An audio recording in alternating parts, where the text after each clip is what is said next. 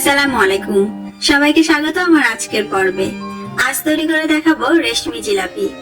গতানুগতিক জিলাপির থেকে অনেক চিকন আর একটু কালারফুল হওয়ার কারণেই এর নাম রেশমি জিলাপি। আজ আমি খুবই সহজ পদ্ধতিতে ময়দা দিয়ে এই জিলাপি তৈরি করে দেখাবো। এই জিলাপি বানানোর জন্য আপনার আগে থেকে কোনো প্রিপারেশন নেওয়ার দরকার নেই। ঝটপট ময়দার ব্যাটার বানিয়ে চটপট বানিয়ে নিতে পারবেন রসালো মুচমুচে এই জিলাপিগুলো। আশা করছি আমার আজকের রেসিপি আপনাদের ভালো লাগবে। চলুন তাহলে শুরু করা যাক। এই জিলাপি বানানোর জন্য সবার প্রথমে আমাদেরকে শিরা তৈরি করে নিতে হবে, কারণ শিরাটা আমরা গরম নয় হালকা গরম অবস্থায় ব্যবহার করব। তাই আগে বানিয়ে রাখলে আমাদের জিলাপি ভেজানোর সময় এটা আমাদের পছন্দ মতো গরম অবস্থায় থেকে যাবে।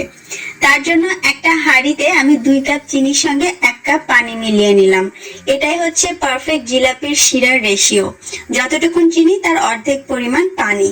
তবে এখানে একটা জিনিস খেয়াল করতে হবে, এই শিরাটা যেন অতিরিক্ত আঠালো বা চটচটে না হয়।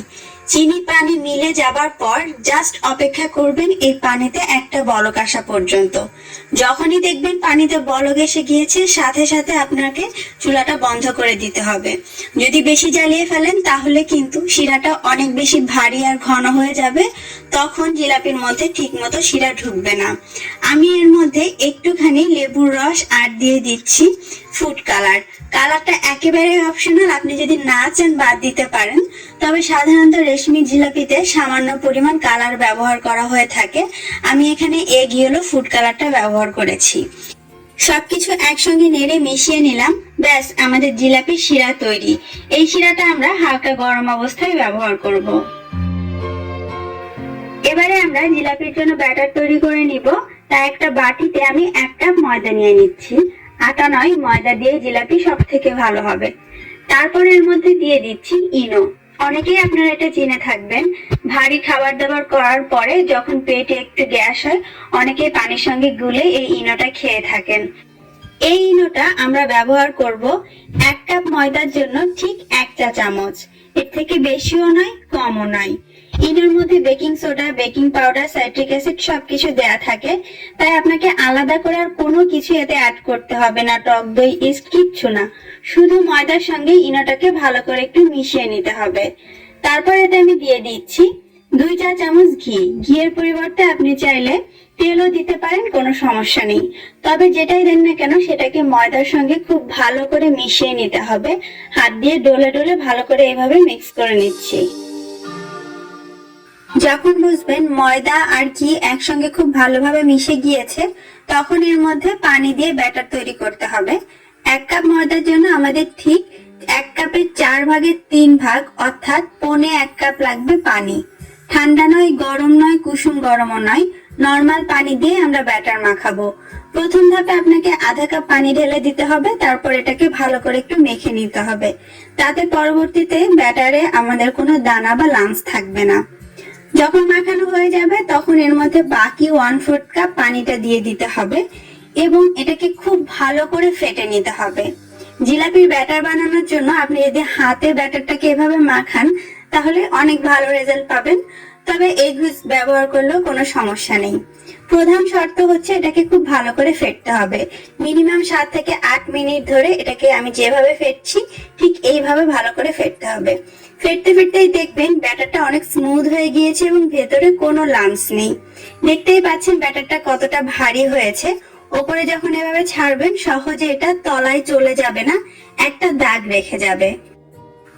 এবারে এই বানানো ব্যাটারটা আমরা একটা বোতলে ঢেলে নিব। আমি এখানে একটা কেচাপের বোতল ব্যবহার করছি।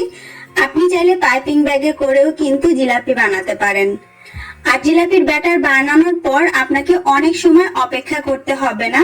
বানানো শেষ সাথে সাথে আপনি বোতলের মধ্যে এটাকে ঢালতে পারেন। এটা একদম ইনস্ট্যান্ট একটা রেসিপি। আপনার যখন মনে হবে তখনই আপনি বানাতে পারেন। ব্যাটার বানানো শেষ কি সাথে সাথে বোতলে ঢেলে আপনি ভাজতে পারবেন। 5 মিনিটও আপনাকে অপেক্ষা করা লাগবে না। ব্যাটারটা আমি বোতলে ঢেলে নিয়েছি, এখন মুখ আটকে দিচ্ছি। যেহেতু রেশমি জিলাপি বানাবো আমাদের চিকন চিকন জিলাপি লাগবে, তাই আমি চিকন ছিদ্রওয়ালা কেচাপের বোতল নিয়েছি। তবে একই রেসিপিতে আপনি চাইলে মোটা জিলাপিও বানাতে পারবেন। এবারে ভাজার পালা।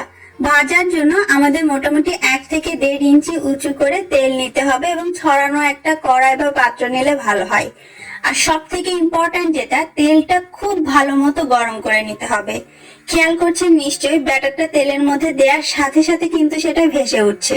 যদি একটু সময় নিয়ে ভেসে ওঠে তাহলে বুঝবেন আপনার তেল গরম হয়নি। আর তেল ঠিক মতো গরম না হলে জিলাপির পেছন বা নিচের সাইডটা কিন্তু চ্যাপ্টা হবে আর ভেতরে ভালো মতো শিরা ঢুকবে না। যেহেতু আজকে আমি রেশমি জিলাপি বানাচ্ছি, জিলাপিগুলো অনেক চিকন, তাই খুব সহজেই কিন্তু এগুলো মুচমুচে হয়ে যাবে। এগুলোকে আপনার সোনালি বা ডিপ কালার করে ভাজার দরকার নেই। মোটামুটি একটু সাদা সাদা কালার রাখতে আপনি এটাকে তুলে ফেলতে পারেন। মোটা জিলাপি হলে সেই ক্ষেত্রে আপনি একটু কালার করে তারপর এটাকে নামাবেন। আর এক পাশ কিছুটা হয়ে গেলে তারপর এটাকে উল্টে দিতে হবে। যখন দেখবেন জিলাপির গায়ে তেমন আর বুদবুদ উঠছে না, তখন বুঝবেন যে ভেতর পর্যন্ত ভাজা হয়ে গিয়েছে। তখন তেল থেকে তুলে সরাসরি হালকা গরম থাকা অবস্থায় শিরার মধ্যে দিয়ে দিতে হবে। একটু অপেক্ষা করা যাবে না যে তেল থেকে উঠিয়ে আপনি একটা প্লেটে রাখলেন তারপর শিরাতে দিলেন, এমনটা নয়। সরাসরি ওই গরম শিরার মধ্যে দিয়ে এটাকে চুবিয়ে রাখতে হবে কিছুক্ষণ, তারপর আপনাকে শিরা থেকে তুলে নিতে হবে। এটাও কিন্তু খুব ইম্পর্ট্যান্ট। আর দেখতেই পাচ্ছেন জিলাপির ভিতরে শিরা ঢুকে গিয়েছে, সুন্দর একটা কালারও হয়েছে। এইভাবে করে সবটুকুন ব্যাটার দিয়ে আমি জিলাপি ভেজে শিরাতে ডুবিয়ে তুলে নিয়েছি। 1 কাপ ময়দা দিয়ে আমার প্রায় 500 গ্রামের মতো জিলাপি হয়েছে, যা 3 থেকে 4 জনের জন্য অনেক। এবারে চলুন একটা জিলাপি ভেঙে দেখা যাক কতটা মুচমুচে আর ভেতরে কতটা রসালো হলো। শব্দটা নিশ্চয়ই শুনতে পেয়েছেন, আর দেখতেই পাচ্ছেন জিলাপির ভেতরের ফাঁপালো অংশ আর সেটা ভর্তি মজার শিরা। জিলাপিটা চিকন হওয়ার কারণে এমনিতেই অনেক মুচমুচে হয় এবং এই মুচমুচে ভাব বজায়ও থাকে অনেক সময় পর্যন্ত। আশা করছি আজকের রেসিপি ভালো লেগেছে। কমেন্ট করে অবশ্যই জানাবেন। সবাই ভালো থাকবেন। আল্লাহ হাফেজ।